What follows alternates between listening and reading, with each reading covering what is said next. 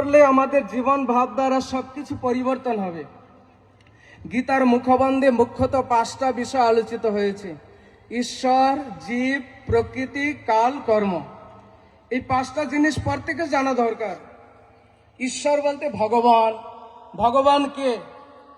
আমাদের এই ভারতবর্ষ ভগবান তৈরির ফ্যাক্টরি হয়ে দাঁড়িয়েছে। কেউ কিছু জেনে গেল, সাধারণ মানুষ তাকে ভগবান বলে দিবে, ভগবান বলে আসনে বসে পূজা করবে। এটা মনে রাখবেন যে ভগবান কোনো হওয়ার বস্তু নয় যে কেউ ভগবান হয়ে গেছে। ইন্দ্রপদ, ব্রহ্মপদ, দেবতার এক একটা পদ। ভগবানের কোনো পদ বা পোস্ট নয় যে কেউ ভগবান হয়ে যাবে। যিনি ভগবান তিনি সবসময় ভগবান।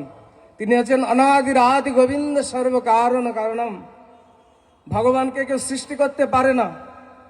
যার আরেক নাম হচ্ছে সনাতন। আমরা সবাই এখানে সনাতন ধর্ম অবলম্বী। সবাই বলি আমরা সনাতন, গর্বের সাথে বলো আমরা সবাই সনাতন। সনাতন ধর্ম কি? আর এই সনাতন ধর্মের মুখ্য বিষয়বস্তু হচ্ছে ভগবদ গীতা। শ্রীমদ্ ভগবদ গীতা যথাযথ। কেন যথাযথ?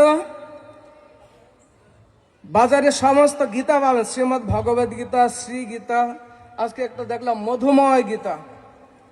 কিন্তু সমস্ত গীতাই গীতা, কিন্তু সেই সমস্ত গীতাও পরে কারো জীবন চরিত্রের পরিবর্তন হয়নি।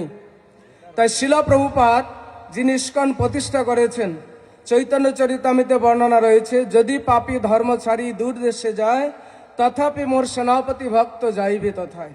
তে সেনাপতি ভক্ত ভগবানের নিত্য পার্ষদ শিল প্রভুপাদ, যিনি কলকাতা মহানগরীতে গৌরমোহনদের পুত্ররূপে আবির্ভূত হয়েছিলেন 1896 খ্রিস্টাব্দে। তিনি ছোটবেলা থেকেই মহান ভগবত ভক্ত ছিলেন। সময় এত নেই বলার, তার জীবনী আপনারা পাবেন, স্টলে নিয়ে যাবেন, পড়বেন। তো শিল প্রভুপাদ যখন কলকাতার উল্টোডাঙ্গায় 1922 সালে তার বন্ধু নরেনের সাথে যান, সেই সভায় প্রধান বক্তা হিসেবে ছিলেন 64টি গৌরীয় মঠের প্রতিষ্ঠাতা আচার্য কৃষ্ণকৃপা শ্রীমূর্তি শিল ভক্তি সিদ্ধান্ত সরস্বতী গোস্বামী প্রভুপাদ। তিনি ছিলেন ত্রিকালদর্শী সিংহ গুরু। যখন প্রভুপাদ, অর্থাৎ তার ছোট্টবেলা নাম ছিল অভয়চরণ, তিনি যখন গিয়ে সেখানে প্রণাম করলেন, প্রণাম করে মাথা তোলার সাথে সাথেই বললেন, তোমাদের মতো শিক্ষিত যুবকদের দায়িত্ব কর্তব্য শ্রী চৈতন্য মহাপ্রভু শিক্ষা আদর্শ পাশ্চাত্য দেশে প্রচার করা। তখন অভয়চরণ মাথাটা তুলে ডানে বায়ে তাকালেন, কাকে বলা হলো? ডানে বায়ে কেউ ছিল না।